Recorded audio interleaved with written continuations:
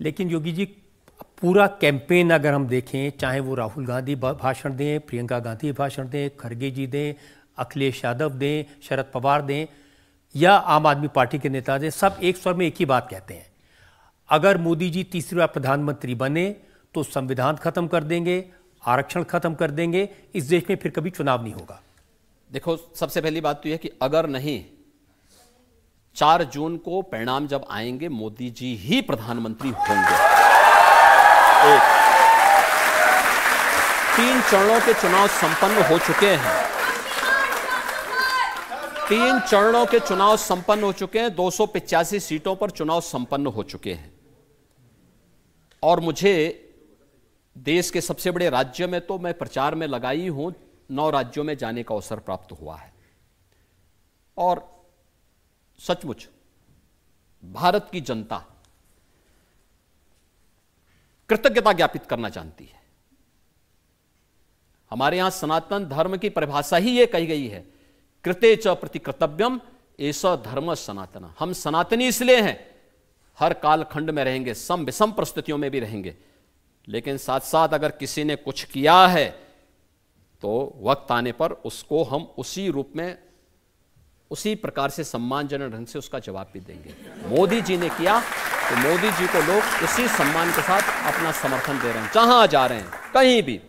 Waste Bengal, Bihar, Maharashtra, Chhattisgarh, Rajasthan, कहीं भी जा रहे हैं, जम्मू कश्मीर, उत्तराखंड, जहां गए सब जगह एक ही बार, हर एक जवान पर एक ही शब्द है कि फिर एक बार। सबकी जवान पर एक ही शब्द है।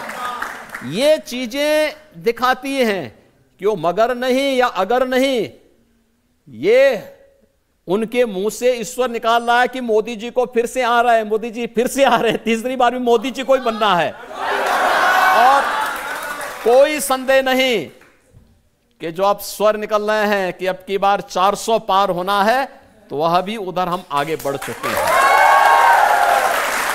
लेकिन ये सच यही तो कह रहे हैं 400 पार इसलिए कि संविधान को बदल देंगे। देखो, ये मोदी जी ने 10 वर्ष तक, मोदी जी फुल मेजॉरिटी के साथ, यानी अकेले भारतीय जनता पार्टी के पास इतना समर्थन था कि वो सरकार चला सकती थी। एनडीए को साथ में लेकर के मोदी जी ने 10 वर्ष तक सरकार चलाई है।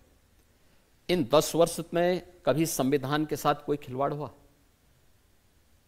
मोदी जी ने जब नई संसद बनी तो बाबा साहब भीमराव अंबेडकर के द्वारा बनाई गई मूल प्रति को अपने सिर पर रख करके, किसी पवित्र धार्मिक ग्रंथ की तरह दस्तावेज को उसी प्रकार से सिर में रख करके सम्मानजनक स्थान पर देश की संसद में स्थापित कराया।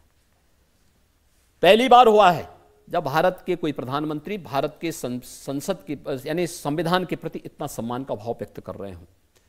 दूसरा, बाबा साहब भीमराव अंबेडकर के पंच तीर्थ भी मोदी जी ने बनाए। कांग्रेस ने तो बाबा साहब भीमराव अंबेडकर को हमेशा अपमान किया, उनको चुनाव हराया था, हमेशा उनको अपमान कराया। और बाबा साहब भीमराव अंबेडकर के द्वारा बनाए गए संविधान में उनकी अनिच्छा के बावजूद धारा 370 इन्होंने जोड़ी थी। फ्रीडम टू स्पीच का पहला अमेंडमेंट कांग्रेस लेके आई थी। 42वें संविधान संशोधन के माध्यम से कांग्रेस ने, इंदिरा गांधी जी ने अपने समय में देश के संविधान में इतना व्यापक संशोधन किए कि 42वां संशोधन ही मिनी संविधान कहलाने लग गया।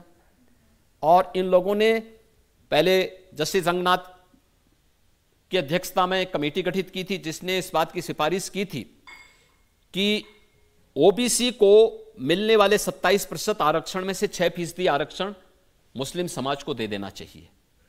भारतीय जनता पार्टी, एनडीए ने विरोध किया था। फिर कांग्रेस ने सच्चर कमेटी की रिपोर्ट प्रस्तुत की।